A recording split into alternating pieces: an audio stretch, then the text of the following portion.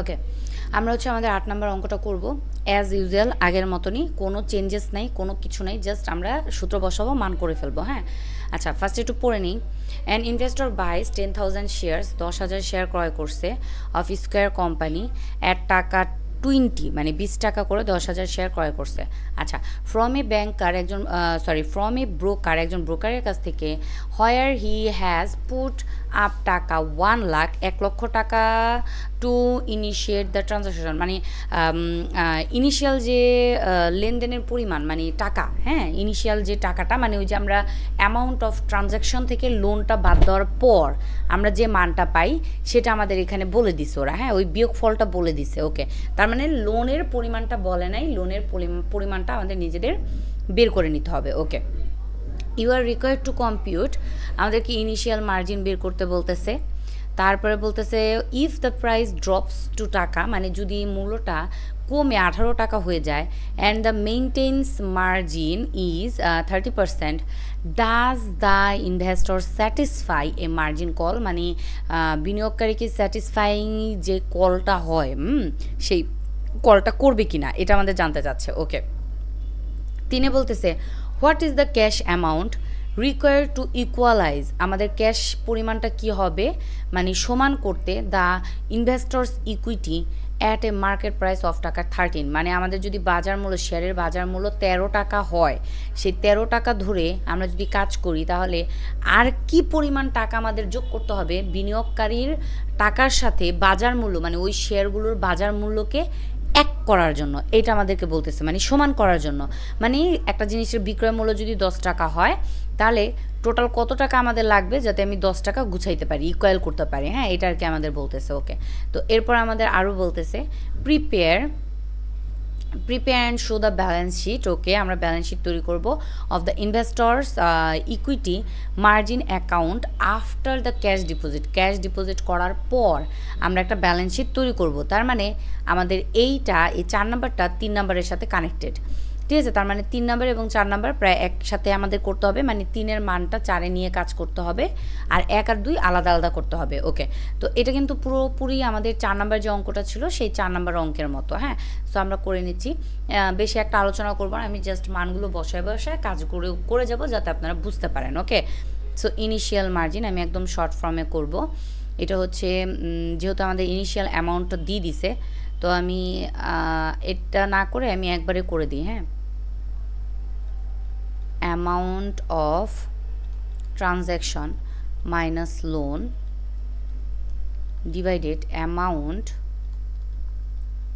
of transaction। আচ্ছা, তাহলে initial এখানে অ্যামাউন্ট অফ লোনের পরিমাণ কত ছিল, 10,000-এর সাথে 20 গুণ করব। আমি এই পাশে বের করে নিচ্ছি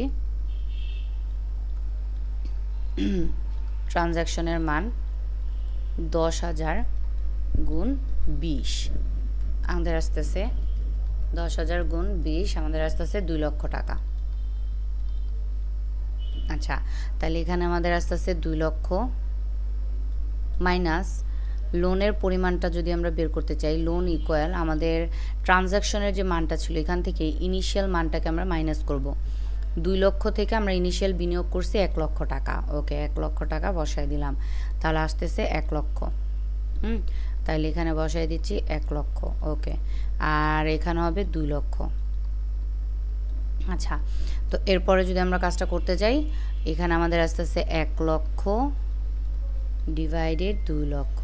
ওকে, তো আমরা একদম কাজটা করে দিচ্ছি, মানে মেন যে উত্তরটা সেটা আমরা বের করে ফেলতেছি।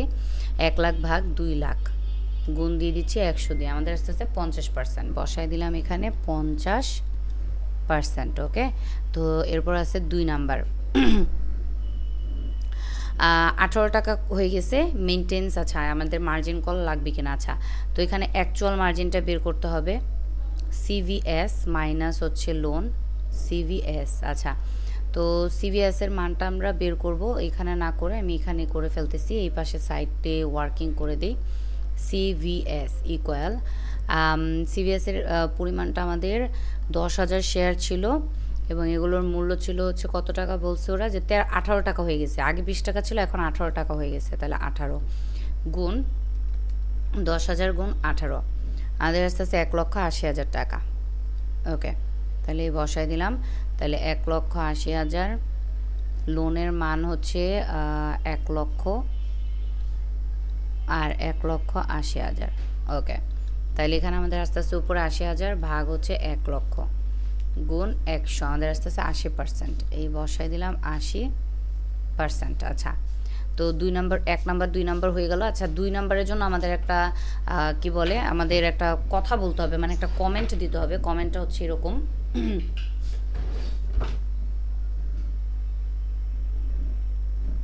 আচ্ছা অ্যান্সারটা বোধহয় ভুল হয়েছে, আমি একটু আবার ক্যালকুলেশন করে দেখি, মিলল না।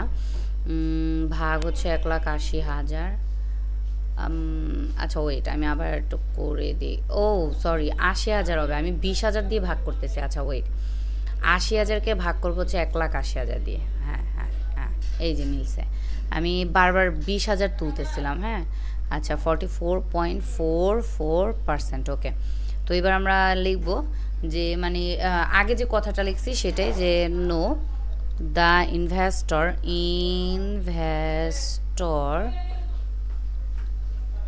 no need to call margin, কোনো প্রয়োজন নাই। বিকজ, আমি শর্ট করে লিখে দিচ্ছি, কজ হচ্ছে আমাদের অ্যাকচুয়াল মার্জিনটা মেইনটেন্স মার্জিনের থেকে কী হয়েছে, বড় হয়েছে।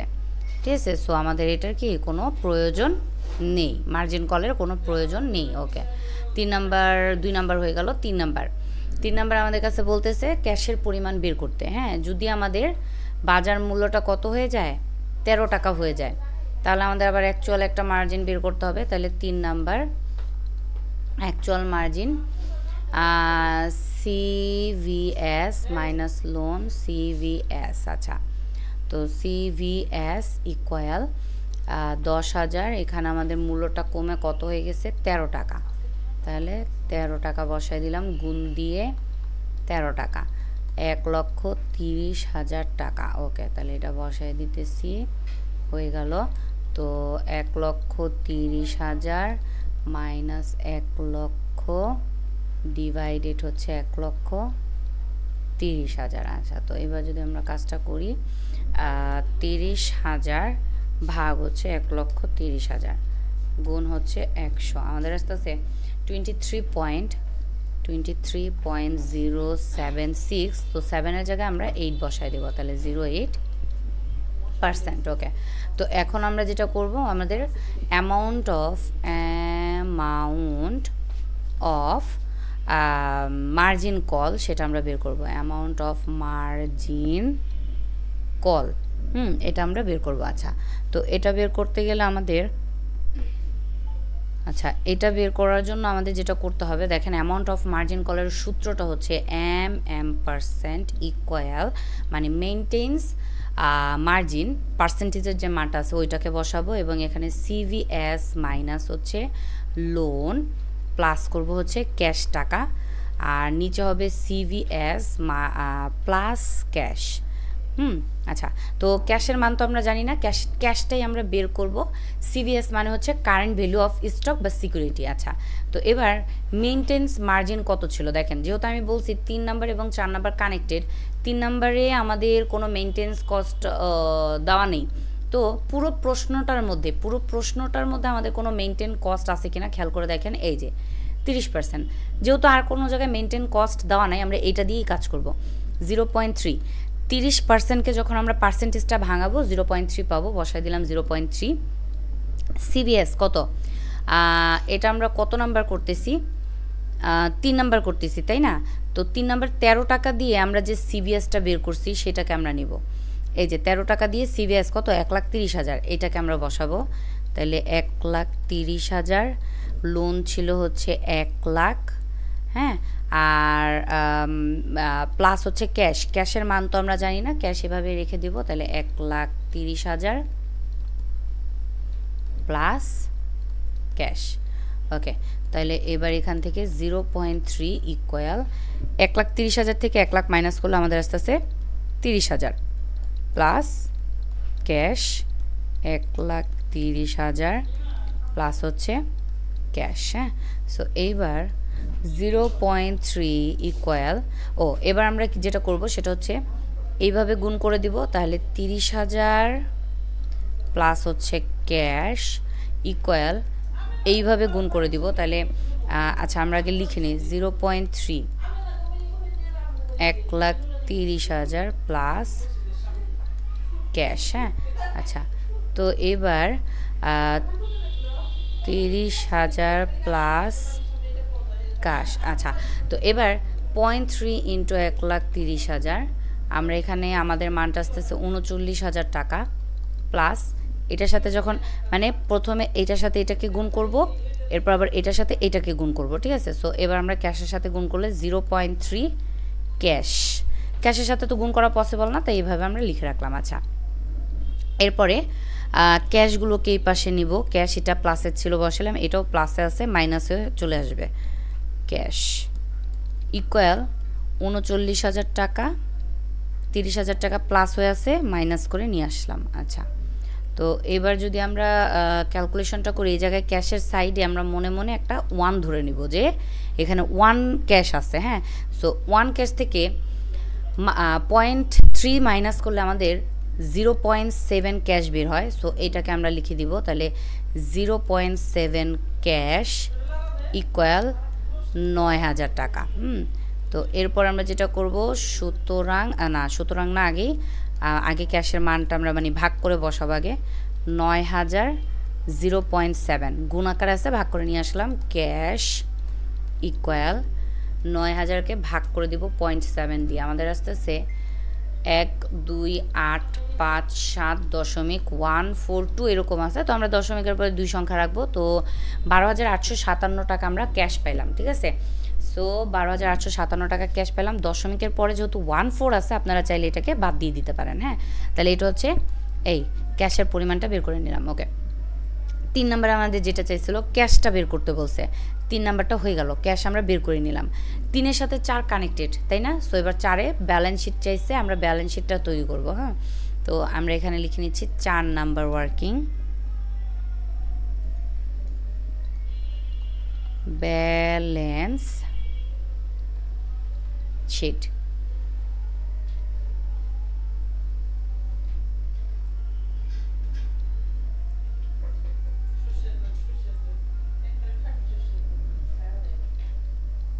টাকা,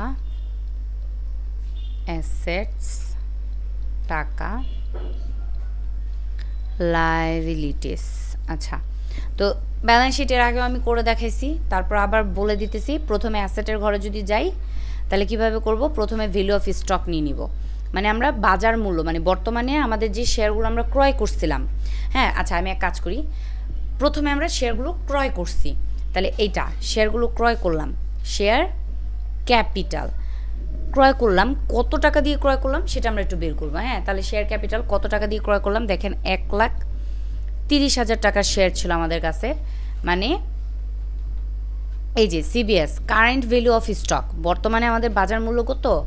1,30,000 টাকা। হ্যাঁ, তাহলে এই 1,30,000 টাকাকে আমরা বসালাম, এইটার উপর আমরা আমাদের যে পার্সেন্টেজটা আমরা পাইছি, এই যে কোথায় যেন, এই যে অ্যাকচুয়াল যে মার্জিনটা পাইছিলাম 23.0.08, এই পার্সেন্টেজটা আমরা কাজ করব, তাহলে 23.08%। ওকে, এবং এটার সাথে আমরা যোগ করে দিব আমাদের এই যে এক্সট্রা যে টাকাটা আমরা ধার করে নিচ্ছি 12,857, এটা 12,857।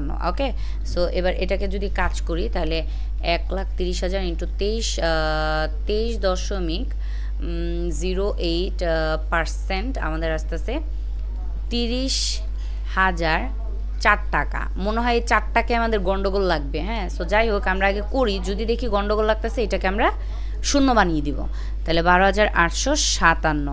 সো আমরা যোগ করে নিচ্ছি 30,004 যোগ 12,857, আমাদের আসতেছে 42,861 টাকা। ওকে, বসাই দিলাম, এটা হয়ে গেল শেয়ার ক্যাপিটাল। তো এই শেয়ারগুলো আমরা আমাদের বর্তমানে বাজার মূল্য কত, এই শেয়ারটা আমরা কিনছিলাম হচ্ছে এই টাকা দিয়ে। এবার এই শেয়ারের বাজার মূল্যটা কত সেটা আমরা লিখব, ভ্যালু অফ শেয়ার বা ইকুইটি, ভ্যালু অফ শেয়ার অথবা ইকুইটি বা স্টক, যে যেটা লিখেন, কত? 1,30,000 টাকা। ওকে, তো ভ্যালু অফ শেয়ার নিলাম। এরপরে হচ্ছে আমরা এখান থেকে দেখেন আমাদের অ্যাসেটের পাশে আমরা কত টাকা নিছি, মানে ক্যাশ কত নিছি। সো ক্যাশের পরিমাণটাকে আমরা বসাবো। ক্যাশ হচ্ছে 12,857 টাকা। ওকে, এটা বসাইলাম। এবং এখানে হচ্ছে আমাদের লোন, আমরা লোন নিছিলাম, লাইবিলিটিসে আমাদের একটা লোন নিতে হবে। লোন নিচ্ছিলাম 1 লাখ টাকা। এই 1 লাখ টাকা বসাইলাম। তো এইবার দাগ দিয়ে যোগ করে দিব। আচ্ছা, তো যোগ করে দেখি আমাদের দুইটা পাশ মিলে কিনা। 1,30,000 যোগ হচ্ছে 12,857, আমাদের আসতেছে 1,42,857 মিলে গেলেই হয় কথা। হ্যাঁ, 1,42,057। আচ্ছা, 42,861 মিলবে না? 1 লাখ মিলবে না। তো আমরা করি কি, 4টা বাদ দিয়ে দিয়ে এখানে 30,000 ধরি। হ্যাঁ, এটা কিন্তু আপনাদের দেখানোর প্রয়োজন নাই, জাস্ট আমি আপনাদেরকে বোঝানোর জন্য এই ক্যালকুলেশনটা করে দেখাই। হ্যাঁ, এই যে এটা করে দেখাই। তো এখান থেকে আমরা 4 বাদ দিয়ে দিচ্ছি, তাহলে 30,000 প্লাস হচ্ছে 12,857, আমাদের এখানে আসতেছে 57। তাহলে এই যে 1,42,857, ব্যাস এই ক্লোজ ব্যাস হয়ে গেল আমাদের। হ্যাঁ, ব্যালেন্স শিট। তাহলে এখান থেকে আমাদের কত নম্বর অঙ্কটা করে নিলাম, এটা হচ্ছে আমাদের 8 নম্বর যে অঙ্কটা ছিল সেটা হয়ে গেল আমাদের 8 নম্বর অঙ্ক। যদি কারো কোনো প্রবলেম থাকে বা কারো কোনো কিছু কনফিউশন বা জিজ্ঞাসা করা থাকে, মেসেজ করে জিজ্ঞাসা করবেন, আমি সমাধান করে দিব।